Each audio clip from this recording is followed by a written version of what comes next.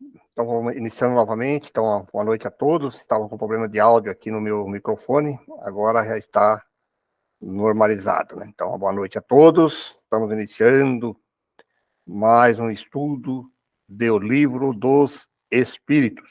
Hoje, 23 de junho de 2023. Sempre lembrando que esse estudo ele é promovido, realizado pela Sociedade Espírita Obreiro do Senhor de Curitiba e aquelas pessoas que nos acompanham aí pelo canal do YouTube. Nós sempre gostamos de informar que os vídeos dos estudos anteriores, eles estão lá na nossa página do YouTube, que está aqui na página aqui, que é o YouTube @CEOS Curitiba, ou pela nossa página www.bereirosdosenhor.org.br. Você pode encontrar não só esse estudo, como também outros estudos, né? A Elizabeth está com a mão levantada, queria falar alguma coisa, Elizabeth? Ok. Então, dando continuidade, nós estamos hoje no nosso estudo número 15. Esse estudo número 15, ele faz parte lá do nosso estudo da parte segunda, ou livro segundo, como alguns gostam de colocar, mas é a parte segunda do Livro dos Espíritos, que fala do mundo espírita ou mundo dos espíritos. Hoje nós estamos entrando no capítulo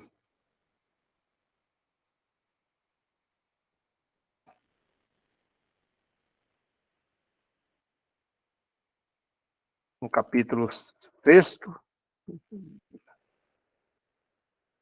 que ele vem falar aí da vida espírita ou dos espíritos errantes.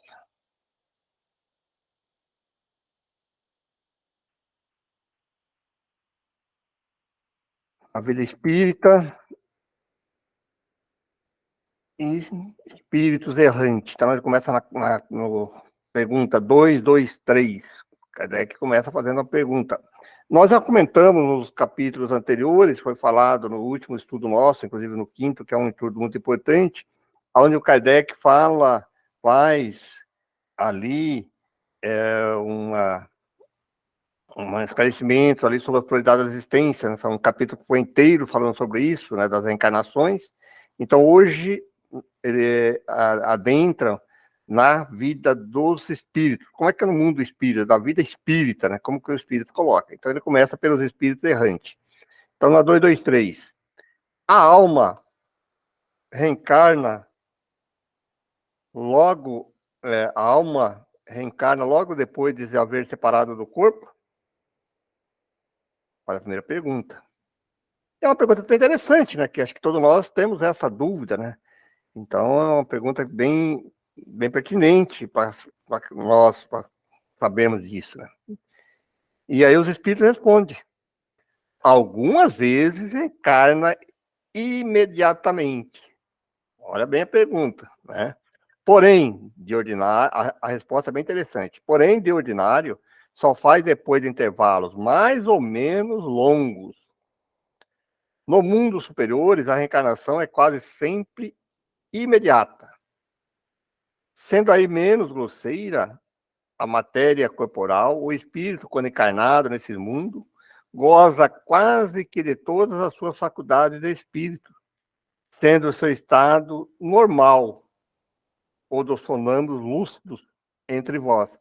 Bem interessante que ele fala aí, né? Porque, olha, algumas pessoas falam que não, alguns começam a criar algumas teorias, dizendo que vai ficar 20 anos, 30 anos, 60 anos. A resposta é bem interessante. Alguns podem encarar imediatamente e outros mais longos. E ele vai aqui descrevendo para frente bem isso. Ele vai entrando em mais detalhe disso para esclarecer bem isso. Que é a alma no intervalo das encarnações?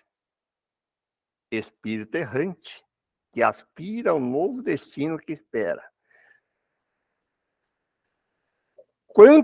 Aí que vai entrar na pergunta, provavelmente disse, dos intervalos, né? Quanto pode durar esses intervalos?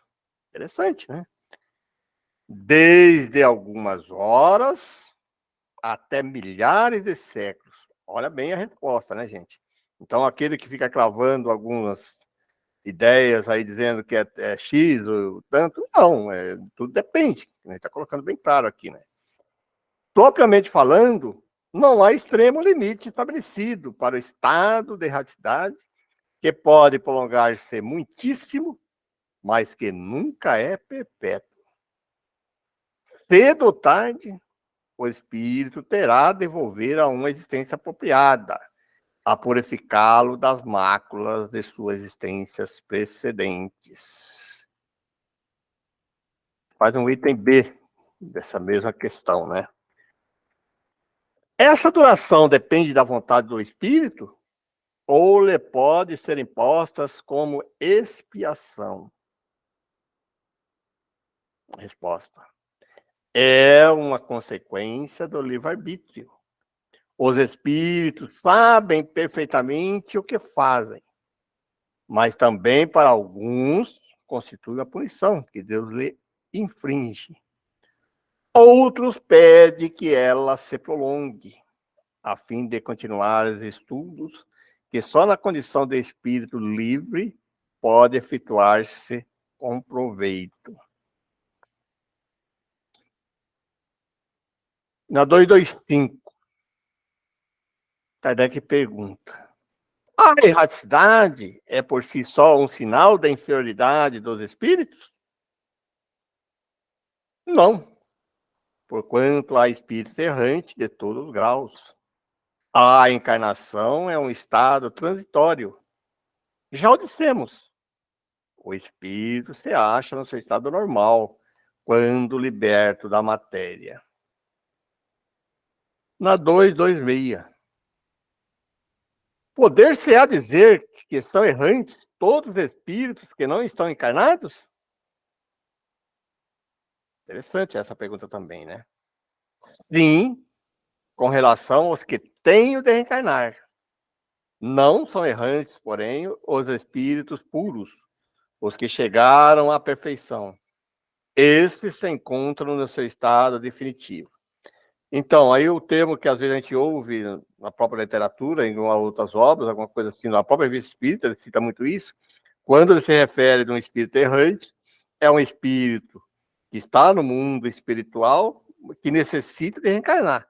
Já os espíritos puros não precisam reencarnar, então ele não leva esse espírito errante, né? Eles podem até reencarnar, mas aí é por vontade, por alguma missão, por alguma coisa assim, né? Mas não são obrigados a reencarnarem, né? E aí o Kardec faz o comentário dele sobre isso. No tocante às qualidades íntimas, os espíritos são de diferentes ordens, ou graus, pelos quais vão passando sucessivamente, à medida que se purifica. Com relação ao estado que se acham, podem ser encarnados, ligados a um corpo. Errantes, isto é, sem corpo material e aguardando nova encarnação para se melhorarem. E espíritos puros, isto é, perfeitos, não precisando mais de encarnação. Bem interessante essa resposta também, né, gente? Essas três ordens ou grau como passando sucessivamente, né? A 227. De que modo se instruem os espíritos errantes? Certo, não fazem do mesmo modo que nós outros. Estudam e procuram meio de elevar-se. Vêm, observam o que ocorre nos lugares onde vão, ou doutos e os conselhos dos espíritos mais elevados. E tudo isso lhes incute ideias que antes não tinham. Conserva o espírito algumas de suas paixões humanas? Com o invólucro material, os espíritos elevados deixam as paixões, mas vou repetir. Com o invólucro material, os espíritos elevados deixam as paixões más, e só guardam as do bem. Quanto aos espíritos inferiores, esses as conservam, pois, ao contrário, pertenceria à primeira ordem. Essa pergunta 228 aqui também é bem interessante, né, gente? Então, quer dizer, algumas pessoas falam assim que, quando a pessoa desencarna, aí fala, ele agora foi pro... tá perto de Deus, tá perto de Jesus, tá perto de não sei o quê. Veja bem, vai depender muito desse grau de elevação, né? Não é porque ele desencarnou que ele vai ficar puro, né? E ele continua, essa pergunta é bem interessante. Na 229. Por que, deixando a terra, não deixo aí os espíritos todas as más paixões, uma vez que eles reconhece, os inconvenientes? Olha a resposta.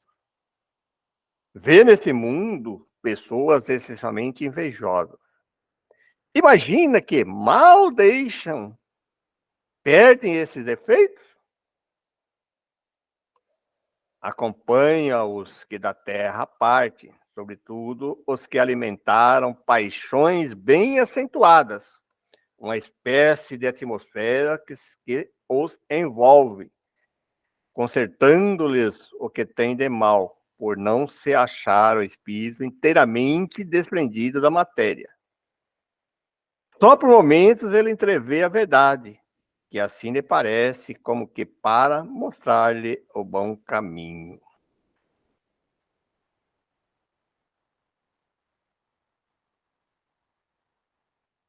230. Na erraticidade, o espírito progride?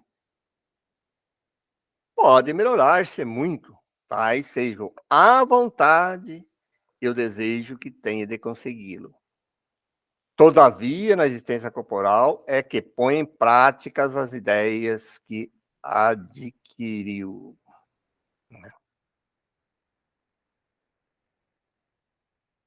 A 231. São felizes ou desgraçados os espíritos errantes? Mais ou menos, conforme seus méritos. Sofre por efeito das paixões, cuja essência conservam, ou são felizes de conformidade com o grau de desmaterialização a que hajam chegado. Na erraticidade, o espírito percebe que lhe falta para ser mais feliz e, desde então, procura os meios de alcançá-lo. Nem sempre, porém, é permitido reencarnar como fora do seu agrado, representando isso para ele uma punição. Na 232, essa pergunta também é bem interessante, né? Podem os espíritos errantes ir para todos os mundos? Conforme. Pelos simples fatos de haver deixado o corpo, o espírito não acha completamente desprendido da matéria e continua a pertencer ao mundo onde acabou de viver, ou outro do mesmo grau, a menos que durante a vida se tenha elevado, o que, aliás, constitui objetivo para que devem tender seus esforços, pois, ao contrário, nunca se aperfeiçoaria. E continua. Pode, no entanto, ir a alguns mundos superiores, mas nas qualidades de estrangeiro.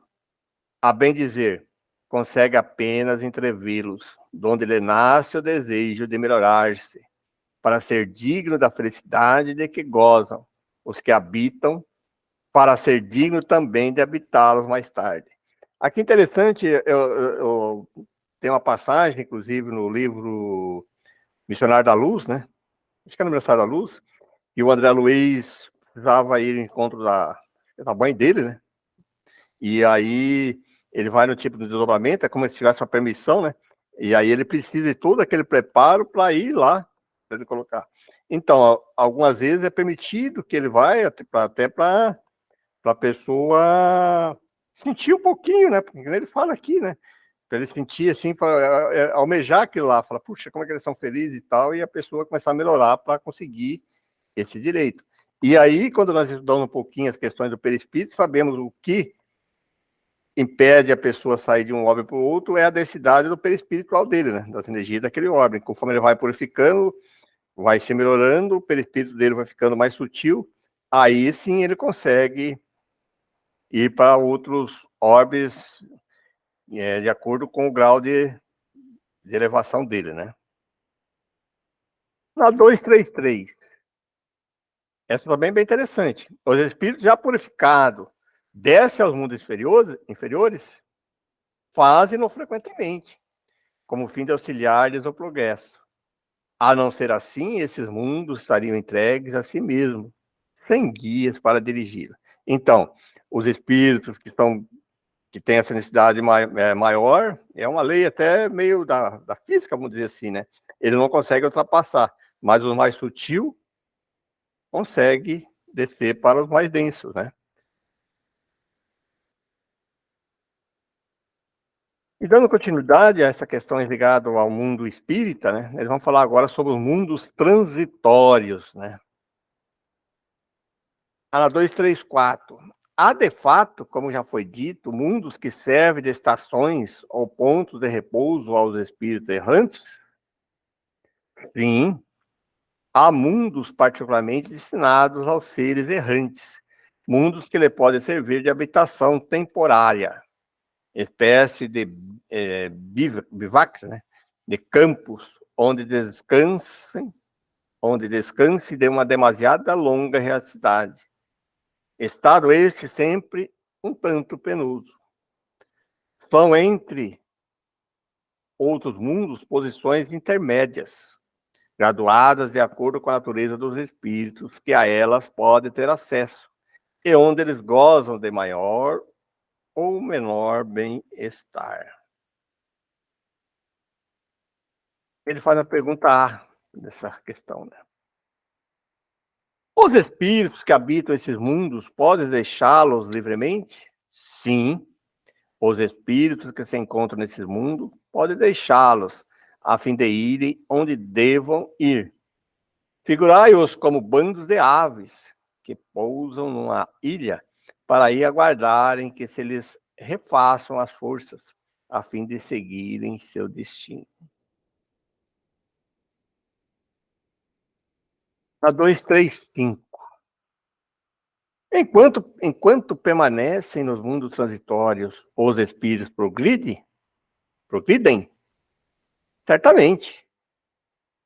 Os que vão a tais mundos levam o objetivo de se instruírem e de poderem mais facilmente obter permissão para passar a outros lugares melhores e chegar à perfeição que os eleitos atingem. Na 236. Pela sua natureza especial, os mundos transitórios se conservam perpetuamente destinados ao espírito errante? Não. Há condições deles é meramente temporária. Ele faz uma questão A e B aqui nessa pergunta. Esses mundos são ao mesmo tempo habitados por seres corpóreos? Não. Estéril é neles a superfície. Os que habitam de nada precisam. E a B? É permanente essa esterilidade? E decorre da natureza especial que apresentam? Não. São estéreis transitoriamente. E faz um C. Esse aqui tem várias subperguntas, né? Os mundos dessa categoria carecem, então, de belezas naturais? A resposta. A natureza reflete as belezas da imensidade, que não são menos admiráveis do que aquilo a que dais o nome de belezas naturais. E a D. Sendo transitório o estado de semelhante mundo, a Terra pertencerá algum dia ao número deles? Pertencerá, né? Já pertenceu. Em que época? Durante a sua formação.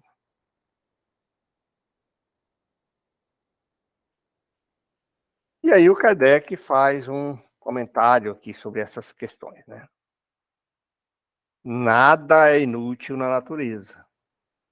Tudo tem um fim, uma destinação. Em lugar algum há o vazio. Tudo é habitado, a vida em toda parte. Assim, durante a dilatada sucessão dos séculos que passaram antes do aparecimento do homem na Terra, durante os lentos períodos de transição que as camadas geológicas atestam, antes mesmo da formação dos primeiros seres orgânicos, naquela massa informe, naquele árido caos, onde os elementos se achavam em confusão, não havia ausência de vida.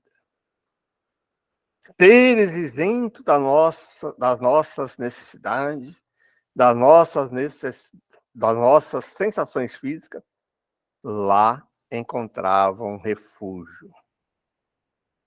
E Deus que, mesmo assim, ainda imperfeita, a terra servisse para alguma coisa. Quem ousaria afirmar que entre os milhares de mundos que giram na imensidade, um só, um dos menores perdido no seio da multidão infinita deles, goza do privilégio exclusivo de ser povoado? Essa pergunta é bem interessante, né, que ele coloca ali, né? Qual, então, a utilidade dos demais? Tê-los-ia Deus feito unicamente para nos recrearem à vista? Suposição absurda, incompatível com a sabedoria que esplende em todas suas obras e inadmissível, desde que ponderemos na existência de todos os que não podemos perceber. Ninguém contestará que nesta ideia da existência de mundos, ainda impróprios para a vida material, e não obstante já povoados de seres vivos, apropriados a tal meio, a qualquer coisa de grande e sublime, em que talvez se encontre a solução de mais de um problema.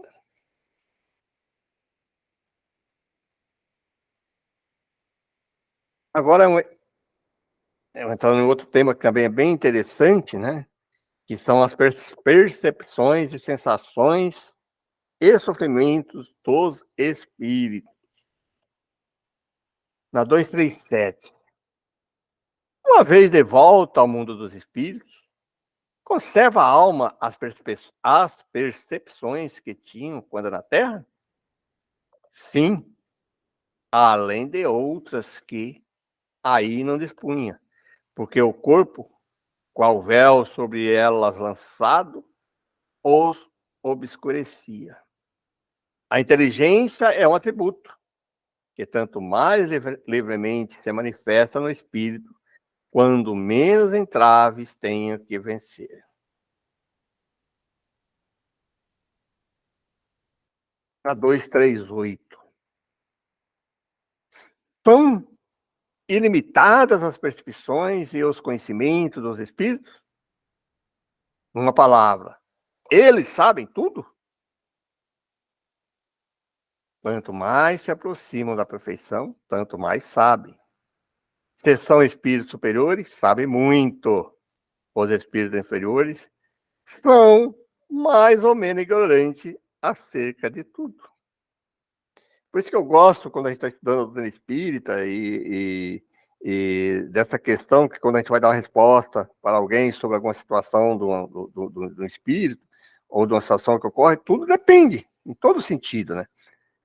Tudo depende do grau de evolução de cada espírito, né?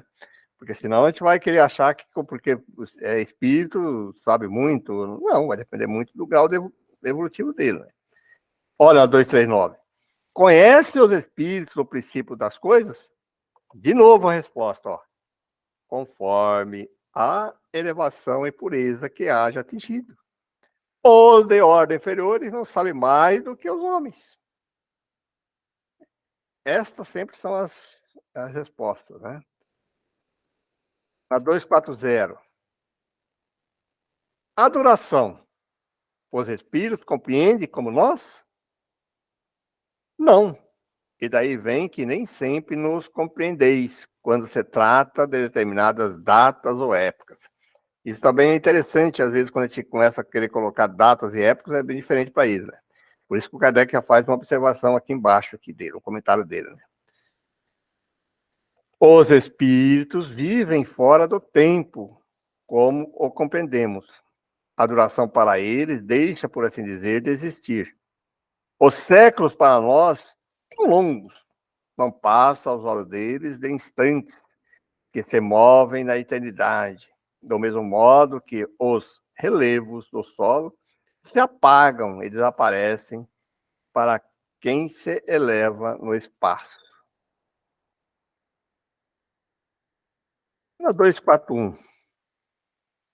Os espíritos fazem do presente mais precisa e exata ideia do que nós? Do mesmo modo que aquele que vê bem faz mais exata ideia das coisas do que o cego. Os espíritos veem o que não vedes. Tudo apreciam, pois, diversamente do modo por que os fazeis, mas também isso depende da elevação deles. Olha aí, ó. Depende da elevação.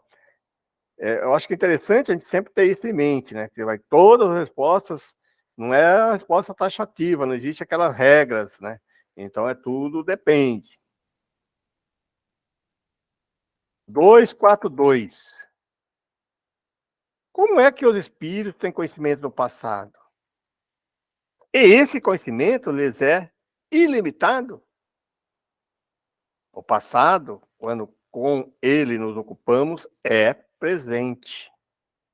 Verifica-se então precisamente o que se passa contigo quando recordas qualquer coisa que te impressionou no curso do teu exílio. Simplesmente, como já nenhum véu material nos tolda a inteligência, lembramos-nos mesmo daquilo que te apagou da memória. Nem tudo os espíritos sabem, porém, a começar pela sua própria criação. Quer dizer, chega até um certo limite também, mas não consegue, né? Ver algumas coisas que ainda são restritas, né? O futuro, na 243. E o futuro? Os espíritos o conhece? Olha de novo as perguntas, olha as respostas, gente. De novo. É bem gravando bem sempre isso. Ainda isso depende da elevação que tenha conquistado. Muitas vezes apenas o entrevém, porém nem sempre lhes é permitido revelá-lo. Quando vem, parece-lhes presente. À medida que se aproxima de Deus, tanto mais claramente o espírito descortina o futuro. Depois da morte, a alma vê e aprende, num golpe de vista, suas passadas migrações, mas não pode ver o que Deus lhe reserva. Para que tal aconteça, preciso é que, ao cabo de múltiplas existências, se haja integrado nele. Então, não é bem assim também, né, gente? E Kardec faz uma questão lá nessa pergunta.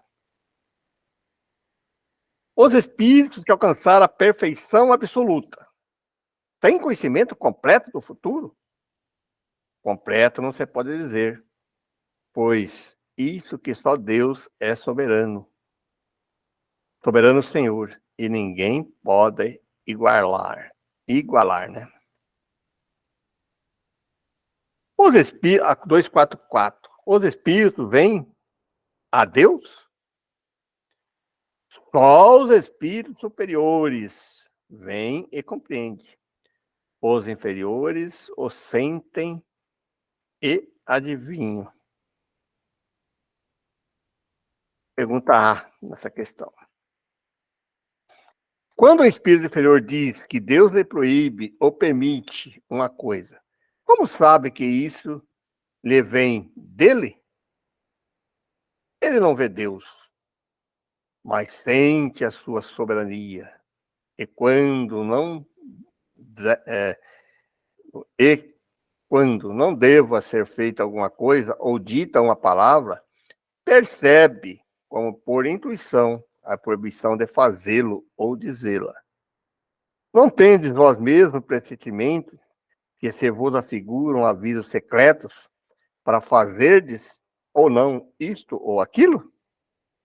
O mesmo nos acontece, se bem que em grau mais alto, pois compreendes que, sendo mais sutil do que as vossas essências, essência dos espíritos, podem esses receber melhor as advertências divinas. B, nessa questão.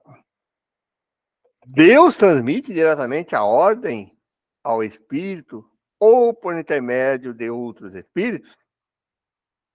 Ele não, ela não lhe vem direta de Deus.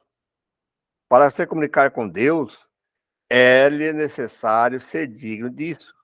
Deus lhe transmite suas ordens por intermédio dos espíritos imediatamente superiores, em perfeição e instrução. 245. O espírito tem circunscrita a visão com os seres, como os seres corpóreos? Olha, essa pergunta também é interessante, como é que ele vê, né, a visão, né? Então, ó, o espírito tem circunscrita a visão como os seres corpóreos? Não, ela reside em todo ele, quer dizer, ele não tem, não é pelo olho que ele vê, né? É isso que a gente fala, que ele vê por todo, né?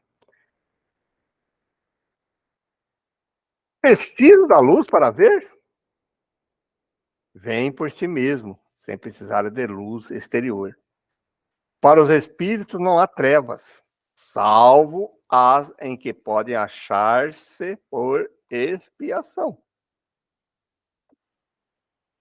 Para ver o que se passa em dois pontos diferentes, precisa transportar-se a esses pontos? Pode, por exemplo, ver simultaneamente nos dois hemisférios do globo? Como o espírito se transporta onde queira, com a rapidez do pensamento, pode-se dizer que vê em toda parte ao mesmo tempo. O pensamento é suscetível de radiar, dirigindo-se a um tempo para muitos pontos diferentes, dirigindo-se um tempo para muitos pontos diferentes, mas essa faculdade depende da sua pureza. Interessante de novo. Quanto menos puro é o espírito, tanto mais limitada tem a visão. Só os espíritos superiores podem, com a vista, abranger um conjunto.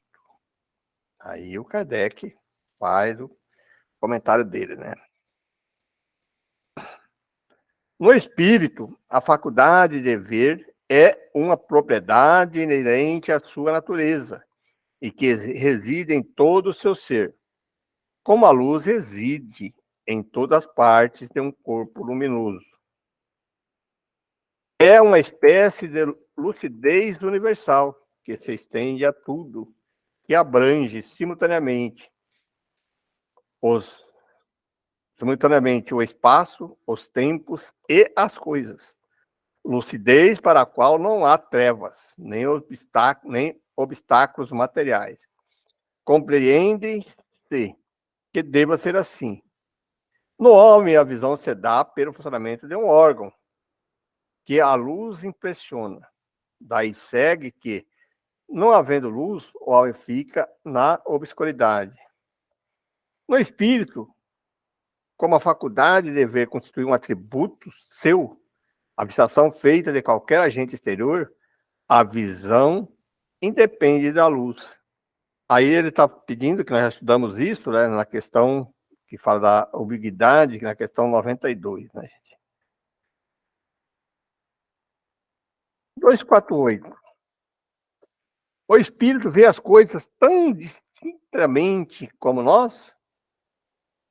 A resposta, mais distintamente, pois que a sua vista penetra onde a vossa não pode penetrar. Nada a obscurece. Percebe os sons? 249. Sim, percebe.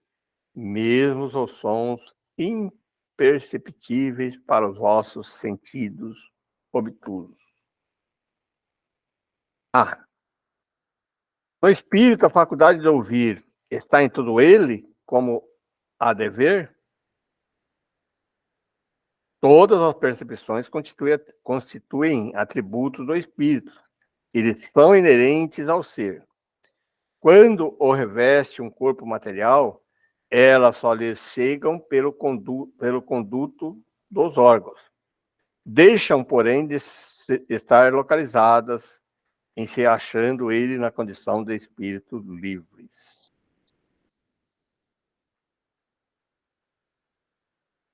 Pois 50. Constituindo elas atributos próprios do espírito, seria possível subtrair-se às percepções? O espírito unicamente vê e ouve o que quer. Dizemos isso de um ponto de vista geral, em particular com referência aos espíritos elevados, porquanto os imperfeitos muitas vezes ouvem e veem a seu malgrado, o que lhes possa ser útil ao aperfeiçoamento. Isso também é uma questão bem interessante, que um espírito, por exemplo, mais evoluído, ele pode, vamos dizer assim, bloquear isso e não ficar ouvindo. Agora, já os espíritos mais densos, quando ele coloca aqui, né, ele não consegue bloquear, ele vai ficar ouvindo. Até isso serve para que ele possa receber algumas instruções e orientações. Né? Isso a gente percebe claramente, nós que trabalhamos em grupos mediúnicos, que às vezes quando nós estamos falando, o espírito fala que não quer ouvir, mas ele é obrigado, ele não tem como ele fugir de ouvir, ele pode não falar, ele tem o direito do livre-arbítrio dele, mas ouvir não tem como ele escapar, né? Ele vai ter que ouvir, se assim for útil para ele, né? Claro, se houver permissão, né? Na 251, são sensíveis às músicas, à música, os espíritos? Aludes à música terrena? E ela comparada à música celeste?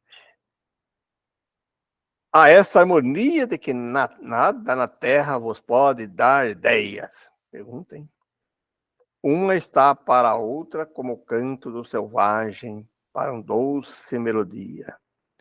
Não obstante, espíritos vulgares podem experimentar certo prazer em ouvir a vossa música, por lhes não ser dado ainda compreender compreender outra mais sublime. A música possui infinitos encantos para os espíritos, por terem eles muito desenvolvidas qualidades sensitivas. Refiro-me à música celeste, que é tudo que de mais belo e delicado pode a imaginação espiritual conceber. A gente fala dessas músicas assim, até para nós mesmos, né? Hoje em dia a gente vê aí, a gente fica ouvindo essas músicas aí que é terrível, né? Eu mesmo não consigo ouvir, né? Vai procurar aquela música que você realmente gosta, que sente alguma melodia. Então, para os espíritos é a mesma coisa, né? Você imagina, aqueles que é ligado a essas questões terrenas vão continuar ouvindo essas músicas aí que terríveis que tocam por aí. Mas tem muitas músicas bonitas também, né?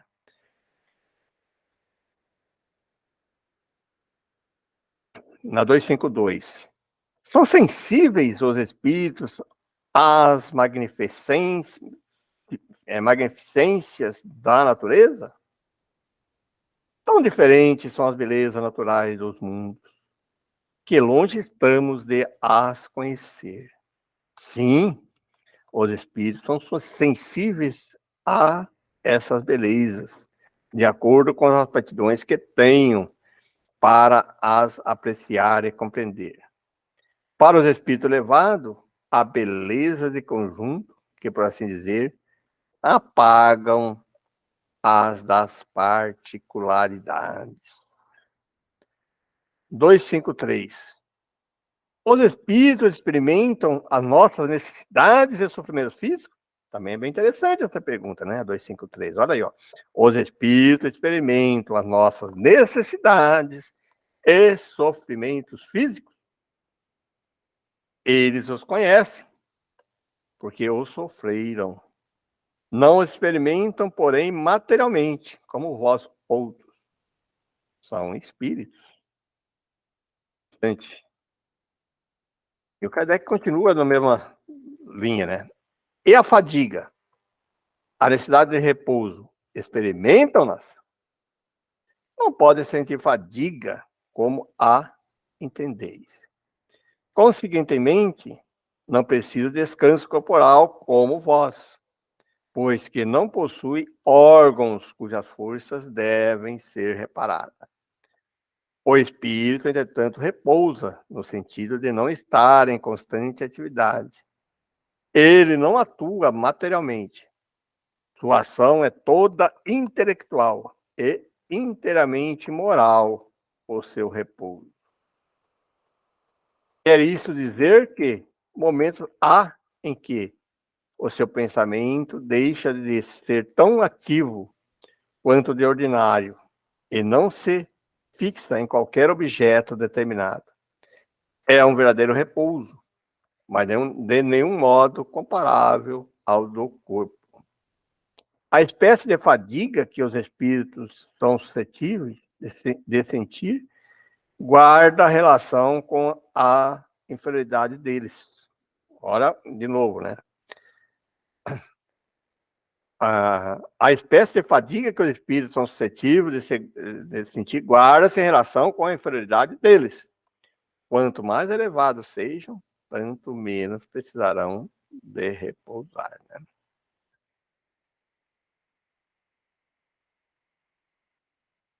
255. Quando o espírito diz que sofre, de que natureza é seu sofrimento? Angústias morais, que os torturam mais dolorosamente do que todos os sofrimentos físicos. 256. Como é, então, que alguns espíritos se têm queixado de sofrer frio ou calor? É reminiscência do que padecem durante a vida. Reminiscência, não raro, tão aflitiva quanto a realidade. Muitas vezes, no que deles assim dizem, apenas há uma comparação mediante a qual, em falta de coisa melhor, procura exprimir a situação em que se acham. Quando se lembram do corpo que revestiram, tem impressão semelhante à de uma pessoa que, havendo tirado o manto que o envolvia, julga passado algum tempo que ainda traz sobre os ombros. Bom, gente, era isso que eu preparei para hoje, né? Porque agora vai começar uma outra parte, para não ficar o tema, não ficar um tema misturado com outro, né? Eu preferi ficar colocando assim, né? Então foi isso que nós preparamos para o estudo de hoje. Na próxima semana nós continuaremos, então está aberto agora aos questionamentos. Silvestre, quer fazer algum comentário? É um tema bem interessante esse de hoje também, né? É muito interessante. É difícil a gente fazer uma ideia assim, só aos poucos a gente vai conseguindo compreender melhor essas questões todas, né? À medida que a gente vai estudando, né? E vivenciando, assim, principalmente na doutrina, que a gente vai incorporando realmente esses conhecimentos. vão fazendo sentido, digamos assim, né? 257. É um estudo, realmente, por isso que nós temos que estudar e até para desmistificar algumas questões. Eu acho que nós, espíritas, né, que muitas vezes se intitulamos espírita, mas às vezes a pessoa não estuda a doutrina espírita, essa questão assim de acreditar que tudo que quando desencarna, quando vai para o espiritual, que já dá saltos evolutivos, ou, né, botando algumas regras, dizendo assim, vai, não pode isso, não pode aquilo, acontece isso. Não, você vê que todas as questões que foi colocado ali, que ele foi colocado, ele colocou sempre o quê? Depende, né, do grau de elevação. Olha, todo. Desde a primeira pergunta, né? Que aí muitas pessoas falam, mas o espírito não pode, desencarnou agora, um pouquinho, não pode reencarnar novamente. Bom, peraí, onde que diz que não pode?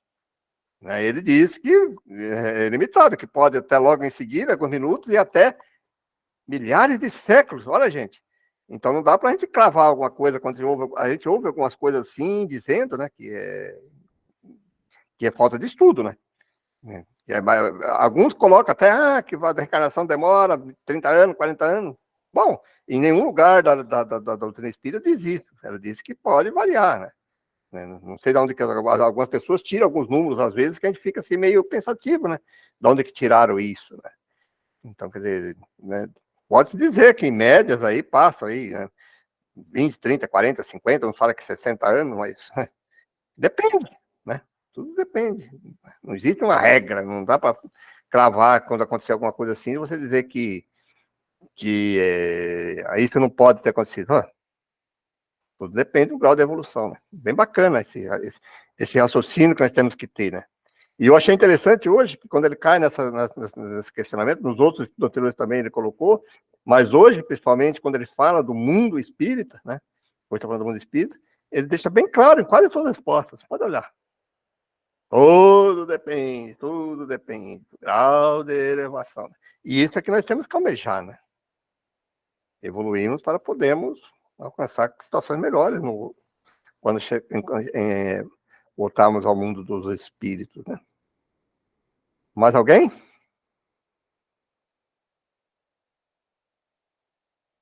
Tudo bem? Quantas questões nós temos que estudar, né, gente? Quantas coisas, né, Silvestre? Quanta coisa, né? Quanto mais estuda, parece que mais a gente tem que estudar, mais vontade temos que estudar, né? Muita coisa. Essa doutrina, ela é fantástica, né? Pra gente. Essa filosofia, né? Que vai. Mas aí que a gente vê que realmente essa questão do tudo depende, né? Realmente. Depende de cada um faz o seu caminho, a sua trajetória. Recebemos, Deus nos dá tudo o que precisamos, mas o caminho, somos nós. Cada um segundo suas obras, né? E ali ele deixa bem claro nesse estudo hoje também o respeito ao livre-arbítrio, né? Ele Sim. deixa, ele não vai pôr, assim, não vai pondo, né? Então, mais para frente, nos próprios livros do nosso estudo aqui, nas perguntas mais nos finais, ele vai colocar alguma coisa sobre essas questões aí de expiações, né? Porque muitas vezes a pessoa fala assim, puxa, esse espírito, essa pessoa fez tanto mal aqui na Terra, quando chegar no mundo espírita, ele vai por um mal, vai sofrer. Às vezes não, né? Ou quando reencarnar, vai... Né? Não, na vida divina vai respeitar e vai deixar, vai dar condições sempre para ele, que nem o Silvestre colocou, de ele fazer escolhas, mas sempre de ele compreender sozinho, né? Só vai demorar até um certo ponto, quando chega um certo limite, que daí sim são colocadas vamos dizer assim, impostas em posições, mas ele pode até escolher, falar, não quero reencarnar agora, quero ficar um pouco tempo mais, é permitido, como está dizendo, colocando ali, né? Quer dizer, se não fosse assim, não teria sentido a justiça, né? A justiça tem que estar coerente com o teu desejo, tua vontade, você tem que compreender as coisas, né? O Silvestre falou, você vai ter cada um tem seu tempo, né?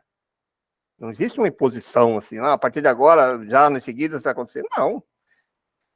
Então, tudo às vezes é planejado para que ele passe por essa experiência, que ele possa se despertar, para ele ter o mérito também, né?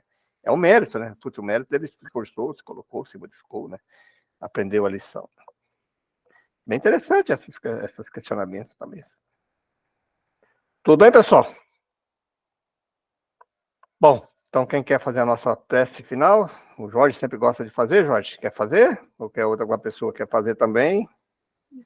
Se outra pessoa quiser fazer, mas eu posso fazer. Meus irmãos, vamos agradecer a Deus nosso Pai, a Jesus nosso Mestre, a toda a espiritualidade que nos acompanha nesses dias de aula, os ensinamentos que nos foram passados, e pedimos a proteção para nós durante toda essa semana, todos esses dias, e que continuemos com essas lições e com esses ensinamentos, essas situações que estão nos passadas, continuemos trilhando o caminho do bem, procurando dia a dia nos melhorarmos. Seguirmos sempre no caminho do bem, do amor, e tenhamos uma semana de paz, de tranquilidade, com muita saúde. Agradecemos a toda a espiritualidade, a atenção de todos, e que esses ensinamentos nos reflitam o dia a dia que nós iremos trilhar. Que assim seja, graças a Deus, e boa noite a todos.